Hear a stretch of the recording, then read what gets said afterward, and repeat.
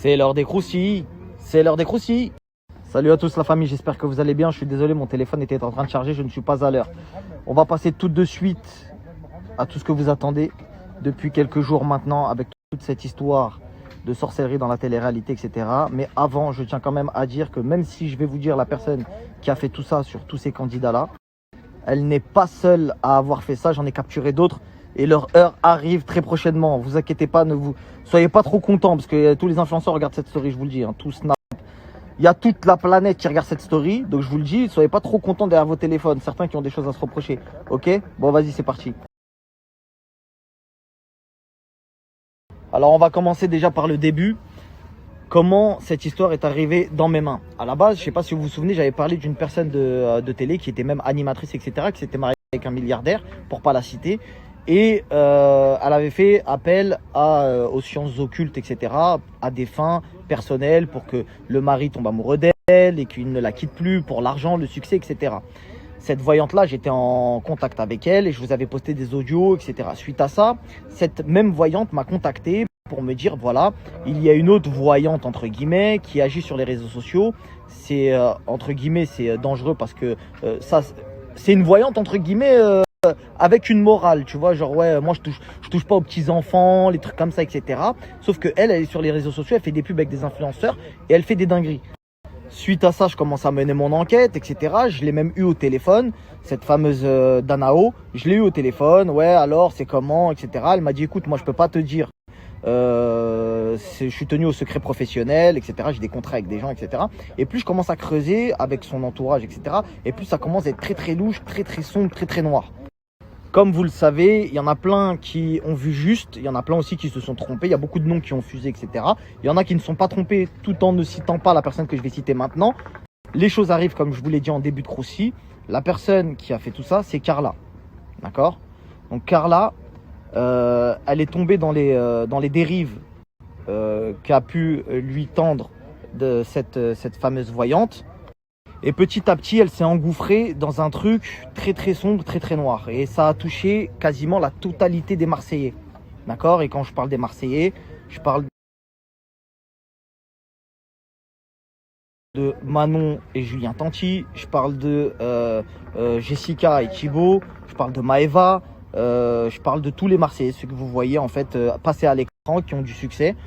Et ben en fait, elle a été omnubilée par tout ça. Elle a voulu vraiment briller plus qu'eux, quitte à employer des méthodes, comme vous l'avez vu, très très sombres, très très noires, immorales à souhait, et surtout à demander des choses, mais c'est inimaginable. Il est évident que je vais vous poster des notes vocales, des vidéos, etc. L'histoire commence quand Carla, elle n'était pas connue, elle connaissait déjà cette voyante. Elle lui a demandé d'être connue, ça a fonctionné. Ensuite, elle s'est mise en concurrence avec les autres meufs de télé-réalité. Donc la jalousie est arrivée et elle a fait appel à cette même voyante qui avait fonctionné avec elle anciennement pour commencer à leur faire du sale. Je ne sais pas si vous comprenez. Ensuite, elle a payé des gros sous. Par exemple, c'est 90 000 € pour la poupée vaudou de Maëva. Vous savez, la poupée vaudou? Ouais, il y a eu plusieurs poupées en plus sur Maëva, dinguerie. Mais le travail de Maëva, ça lui a coûté 90 balles. C'est-à-dire que cette histoire de trucs, ça s'est terminé en fait en soi-disant raquette. Je vous explique. À la base, elle a demandé des trucs. Elle a payé. Ensuite, Kevin, il l'a cramé. Kevin n'était pas au courant, miskin. Vous savez, Kevin, c'est une victime dans l'histoire. Il n'était pas au courant, le pauvre. Et il n'est pas prêt. Il est vraiment pas prêt de voir ce qui va sortir.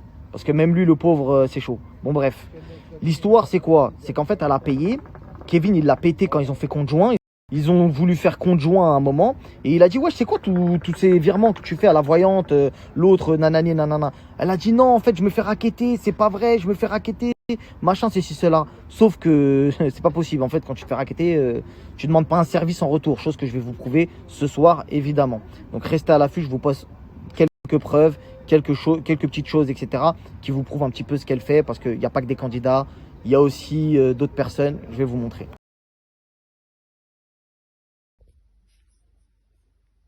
Emboîté au crapaud pour Carla Moreau. En premier, je pique Maëva pour que Maëva quitte définitivement W9 et la production et se fasse virer de Moundir. Je touche encore une fois la production W9 pour Carla Moreau. Ils devront se séparer de Maëva rapidement et instantanément et que Carla redevienne et vienne à tout jamais la première des candidates de télé, les Marseillais. Poupée représentée par Maëva, fille brune, travaillant et jouant dans l'émission Les Marseillais, et Stéphanie Clairbois, fille blonde, jeune, ayant participé avec les Marseillais et le reste du monde. Je mets 2 pics sur Maëva. Maëva, tu seras complètement bloquée et tu seras virée des programmes de W9 et les Marseillais et tu ne participeras pas au nouveau tournage Les Marseillais. Et tu ne monteras pas dans cet avion pour le nouveau départ des Marseillais.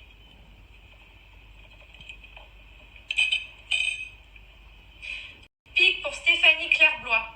Stéphanie, je t'interdis de participer à toute émission sur les Marseillais contre le reste du monde. Moundir, tu ne partiras pas avec Kevin.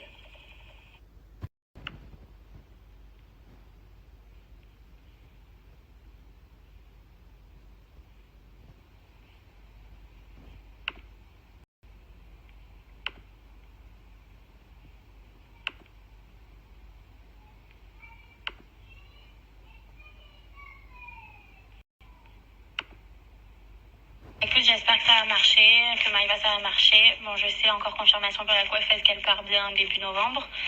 Donc j'espère que ça va se mettre en place. Il faut vraiment qu'obligatoirement il ne fasse plus les Marseillais, mais il faut que tu inclues que si auquel cas il fasse les Marseillais, qu'il soit bloqué lui avec les filles et que surtout Benjamin Diazy veuille me voir qu'avec Kevin et pas un autre mec. Et bien sûr que moi, je compte toujours plus que Kevin dans la télé. C'est-à-dire que c'est Benjamin et Florence m'écoutent uniquement à moi. C'est moi la star du programme. C'est moi qui fais ce qu'ils veulent dans ce programme-là. C'est pas eux qui vont choisir avec quel mec je dois être, c'est moi. Et s'il faut enlever le mariage de Julien Manon dans la prochaine saison et le remplacer par moi et Kevin, on le fait aussi. Il faut travailler sur les 2 trucs. Soit qu'ils ne fassent plus partie des Marseillais radicalement et qu'ils soient